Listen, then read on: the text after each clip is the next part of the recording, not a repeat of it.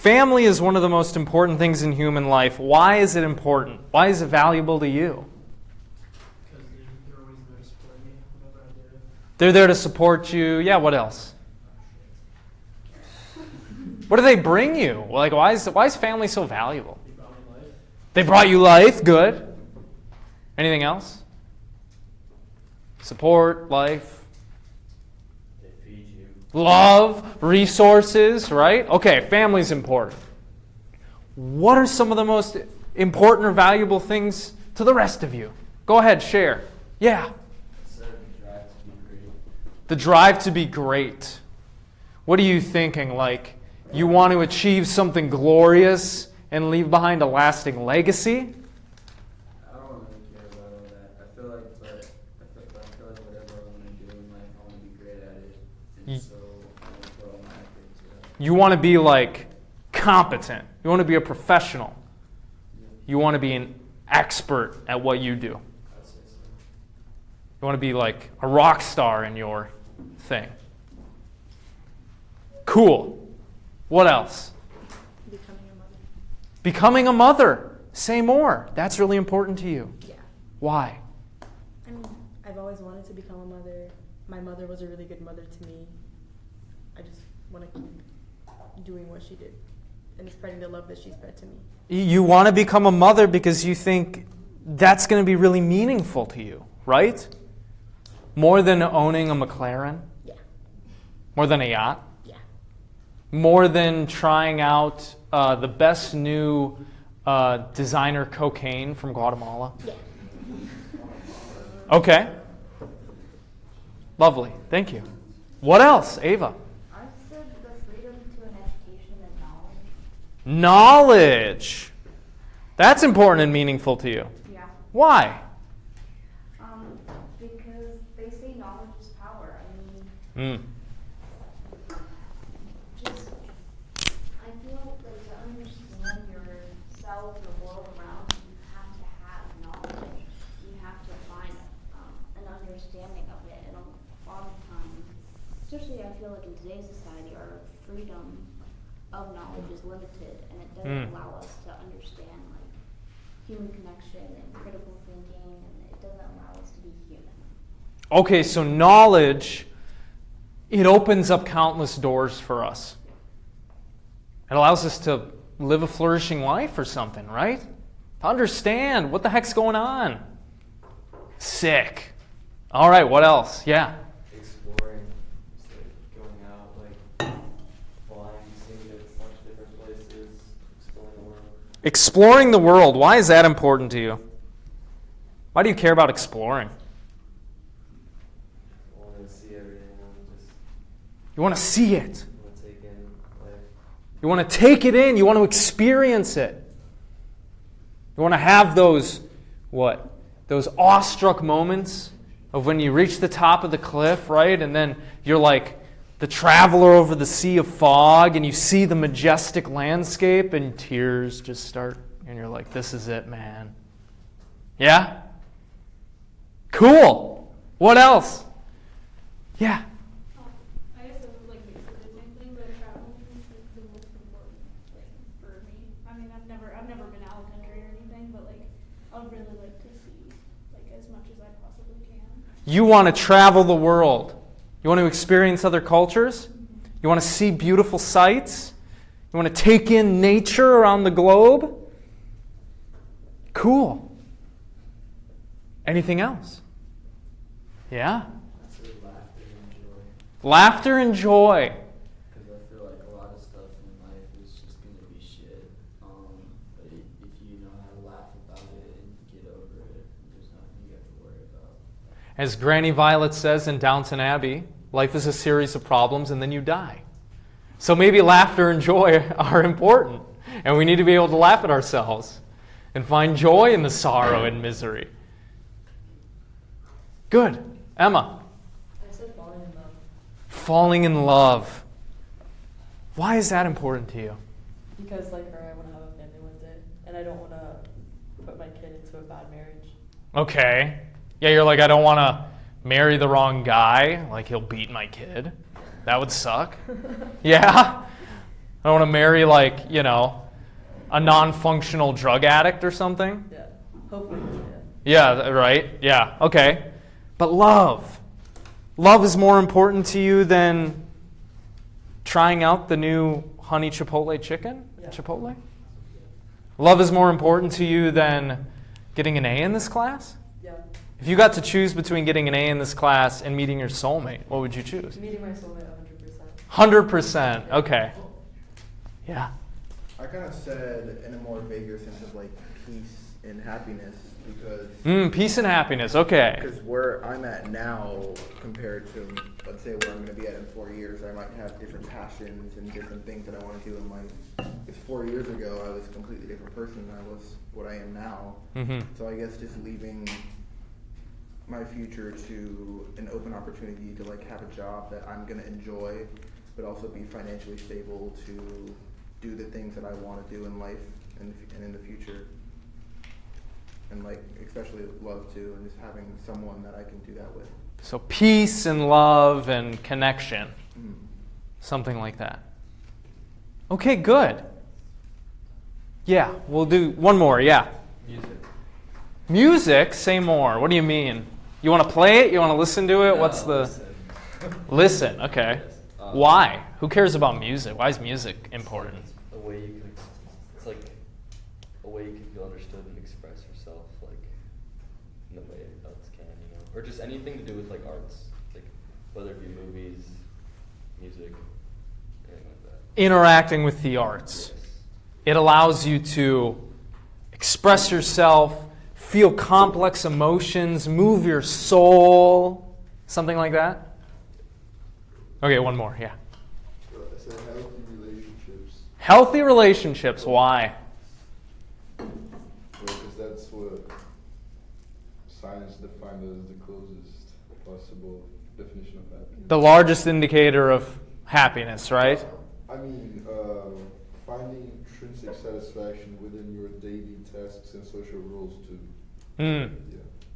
Finding like a contentment, a happiness with Within the soul of practice of it, not necessarily the rewards or positive consequences that come from it.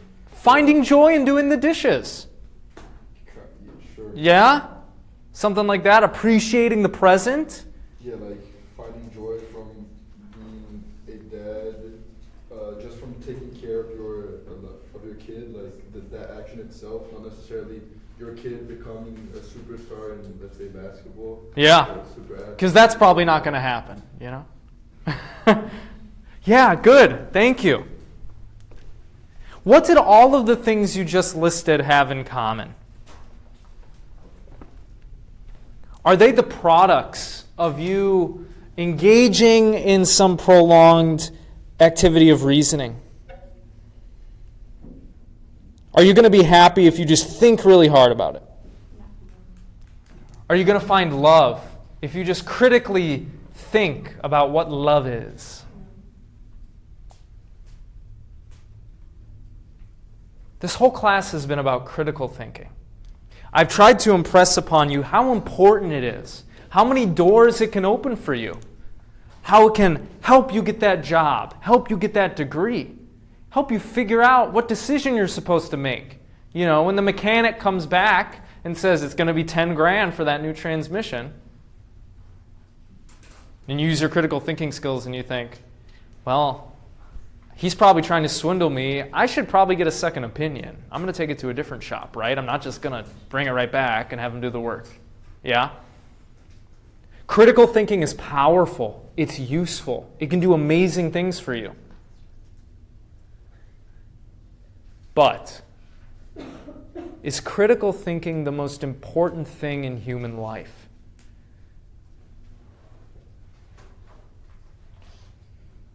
This is the question you should be asking yourself for the second half of class.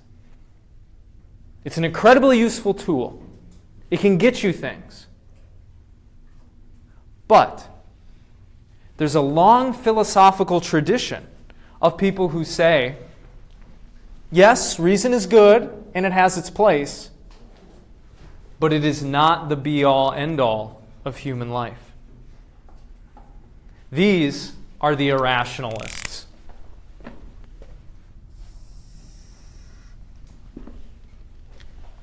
They think reason can do cool stuff, rationality and critical thinking can get you cool stuff, but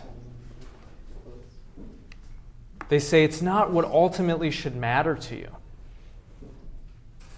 You should care about it only insofar as it helps you get what ultimately matters.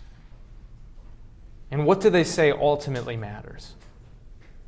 Well, things like love, connection, knowledge, having that fantastic experience that changes your life, being completely awestruck by a song that fills you with joy and brings you to tears at the same time. That is what human life is made of, they will say. That is what matters. That is what brings meaning and fulfillment to our lives, are those moments, those memories, those ways of living, which stress, feeling, and intuition, and non-rational things. These are the things they say ultimately matter.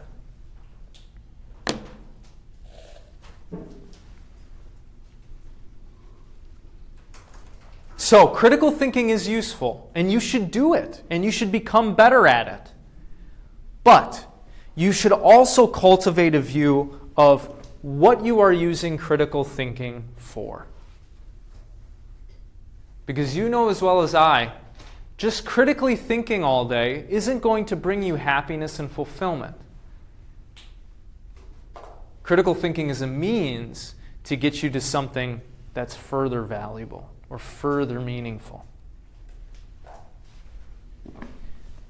And that is what the irrationalists are trying to present to us, is this kind of view that reason has limits. And reason cannot be, they say, rationality and critical thinking cannot be the guiding motivation of our lives. It cannot serve as that foundation for us. Because it's these non-rational things, like art, like memory, like love, like experience, that ultimately matters. So we're just going to talk a little bit about irrationalism for the next 20 minutes. This was a 19th and 20th century philosophical movement that tried to shift people's priorities away from being these cold, calculating, rational machines who thought that reason could solve every problem and fix everything, to realizing that no, there's stuff that matters more than being reasonable all the time. There's stuff that matters more than just being a cold, calculating computer. It can be traced back at least as far to the ancient Greeks.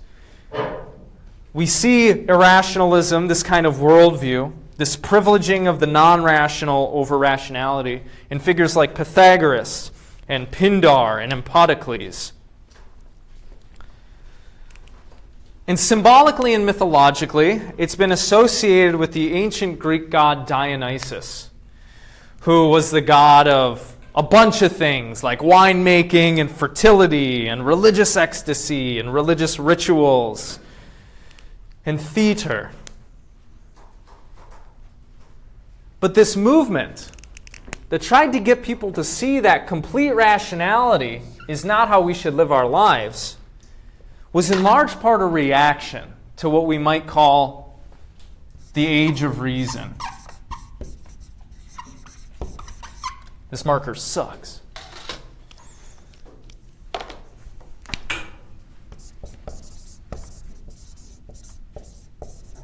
See, our society today, how we think about things, how we think we should live, how we run our economy and our jobs and everything, it prioritizes reasoning and efficiency and rationality so highly.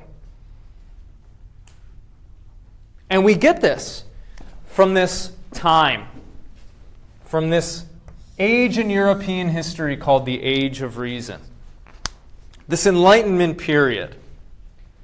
See, reason and rationality in science allowed us to do a lot of awesome things. Thanks to modern philosophers and scientists from like the 16th century to, I don't know, like the 18th or 19th century,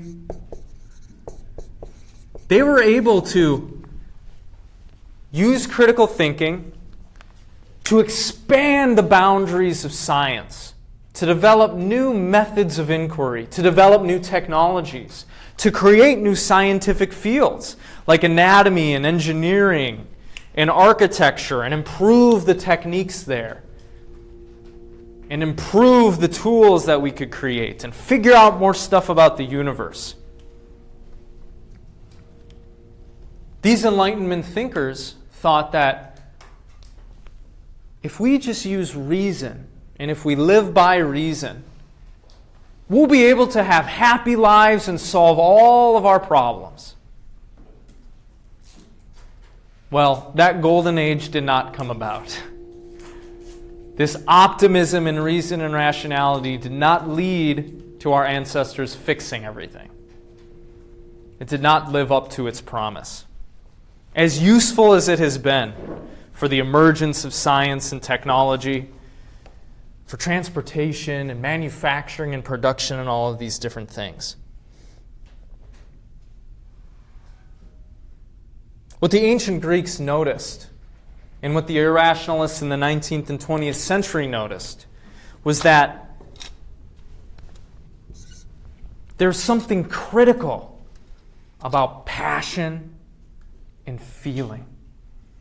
There's something critical about the arts and the emotions that they inspire, in contrast to reason and its product, science.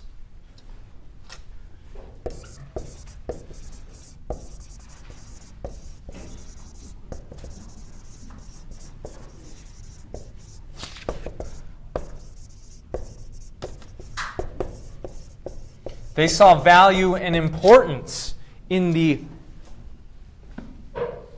instincts that we have, the impulses and the feelings that we have.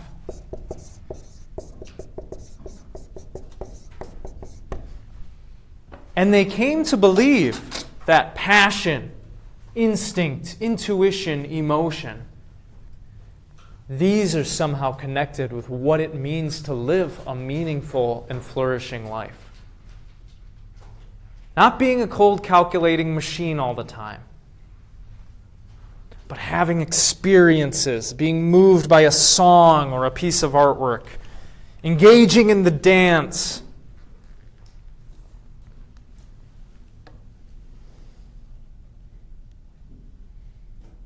As philosophers and others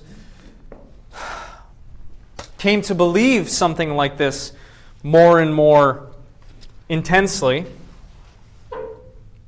we see it sprouting off into other philosophical movements and other worldviews. In the modern period, for instance, we see figures like Pascal and other Christian theologians recognizing the importance and the meaning behind faith and intuition.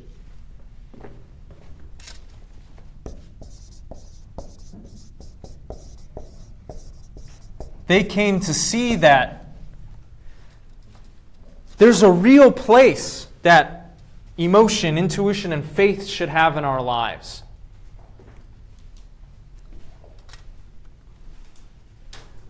These irrationalist tendencies and views would bleed into modern philosophy and social political theory and existentialism.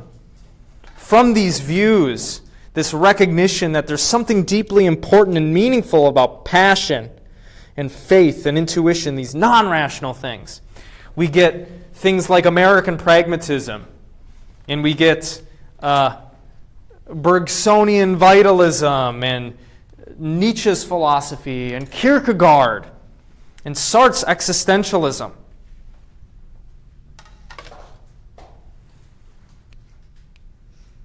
So while this class has been all about reasoning properly, learning how to think rationally, reasoning, I'm presenting now a different view for you.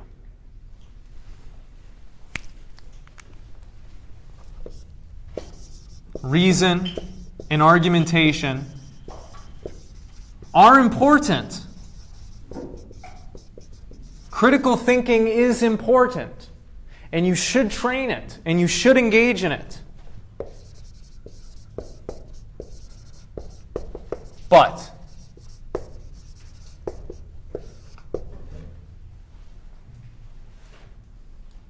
it would not be silly to believe that reason and rationality and critical thinking are not what ultimately make your life meaningful. They are not what you should prioritize above all else. Rather, maybe you should prioritize above all else something like love, or something like having a family, or something like creating art, or something like, I don't know, sharing a memory with your loved ones.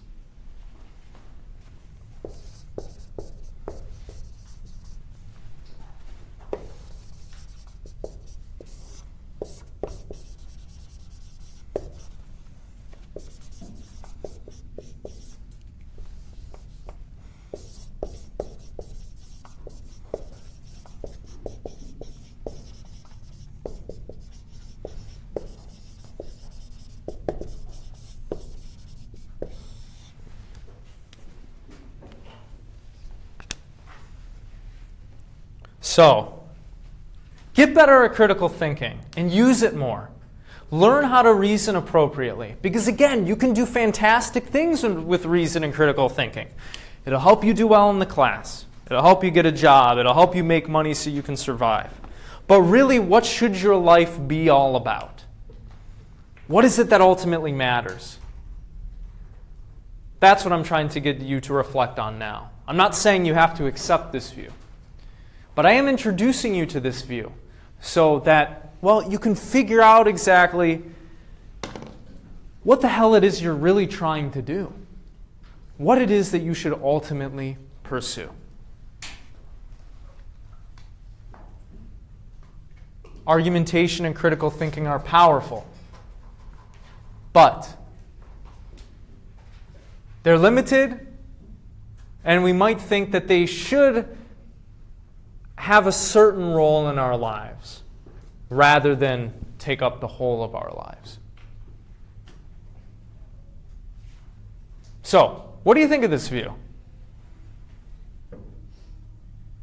This irrationalist view. Fred? I think it's kind of obsessed with the meaning of life. Okay. Why should there be any meaning of life? Meaning life, like there's no obligation for it. I mean, if you want to seek meaning in life, then I think that's fine and in most cases healthy. But there's not there's no obligation to do that. Okay, so you think people could be happy without trying to? No. Not that happiness. I mean, the claim that happiness is all that ultimate goal is like kind of a logical thing because. Okay. I think it all depends on preferences. Okay. Yeah. So this view you think might be, I don't know, overstresses the importance of meaning or is obsessed with it or something? I think it's fine to just live by without internal sense of meaning and stuff. Okay. Yeah, I think it all depends on preference. Okay, gotcha. What do the rest of y'all think? Yeah.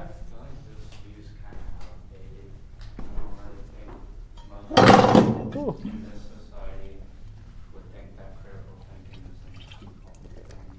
Okay.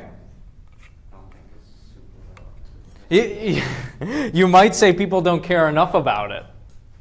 Maybe. Or people don't do it enough. I would say that. Do you think they should do it now? Hell yeah. Yeah, everybody's out here not even thinking about what they're doing. What are they doing? They don't know. Yes. Declan. I feel like reason, argumentation, critical thinking, and all these things are important ways to guide us in finding the importance and what the next step is to finding happiness and these types of things. Okay. Yeah, so you think, look, yeah, this is important, but it's something like, a means to get what we want and what's valuable and meaningful, but it itself is not our ultimate end or goal. Yeah. Something like happiness is, or... Okay. Thank you. Yeah, what do the rest of y'all think? Do you see value and importance in non-rational things? Like emotion, passion? I feel like it might be, it's great to have a balance, but I think it might be a little controversial to stop prioritizing reason. I feel like Okay. if we started just living based off what gives us pleasure, hedonism, I feel like it wouldn't be, that's not a good thing. It could lead us down a bad track. That's right. Lead to problems and suffering. Exactly that. So I do agree that, of course, happiness can't come from, reason itself, but I don't think we should just not devalue it, but put out. I think reason should always not be on the back burner. Okay. It should always be on the front burner. Yeah, we should do it and we should hold it in importance. Because otherwise, stuff could get bad. If we just let everybody, live according to their passions and their impulses, what kind of society would we have? Just do whatever the hell people want, right? Might not be great. I don't know, Okay, yeah, great point. Yes? I think he kind of leans into just kind of the human nature of wanting to be happy. But I think he leans too heavily into it. Okay. I think you kind of already said this, but yeah, critical thinking is important, but so is the meaningful moments of our lives. So we just gotta find a balance. We can't have one without the other. So you think perhaps the best, most meaningful, most flourishing life is one that balances what is rational and non-rational.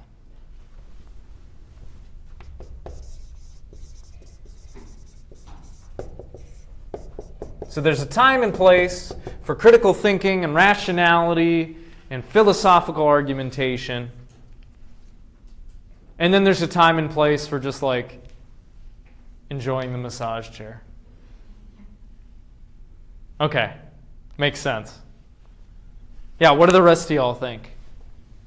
Do you find this view attractive?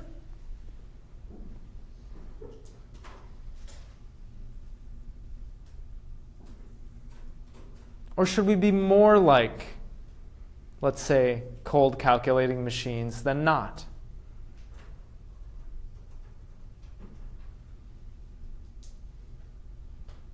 What would be best for us?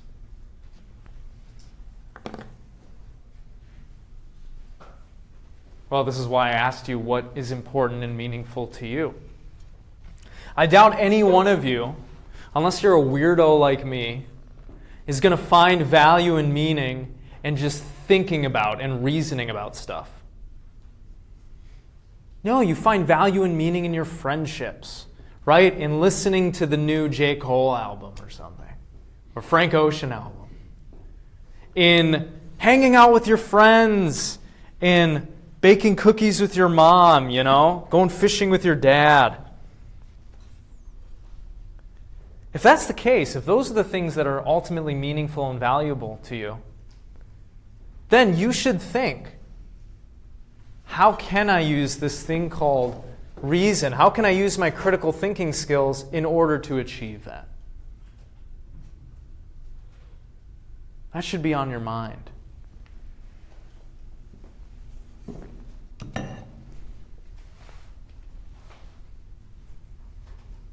Comments, questions, concerns, criticisms.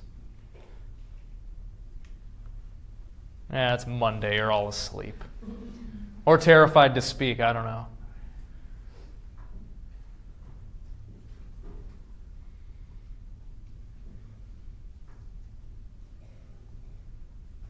Thought y'all would be more uncomfortable with the silence, but I mean, I could sit here for 10 minutes, but well, if that's all you got, then I'll let you go early. Yeah? You want final word on this? Sure. Say something impactful and wise for us. No. Isn't love like supposed to? You're not right to like go and seek love like that. That's supposed to find you. How are you Okay. supposed to use critical thinking skills like to put yourself in a situation where you're gonna find it? Maybe. Yeah, I mean, if you think love is something that's ultimately supposed to find you, you know, maybe you think about, okay, well, how can I allow it to find me? It'll probably find me maybe if I clean up my act, you know, if I start going to the gym more, if I start eating better, and if I start going out more. You know, I put myself in environments where it can find me. Maybe something like that. Thank you. Keep those. I want you to keep those pieces of paper and look back on them in 10 years' time. No. 10 years? Yeah. You don't have to do that. That was just a joke. But no, I don't need them. Thank you. Okay, thank you very much. I will see you all on Wednesday. Have a great day.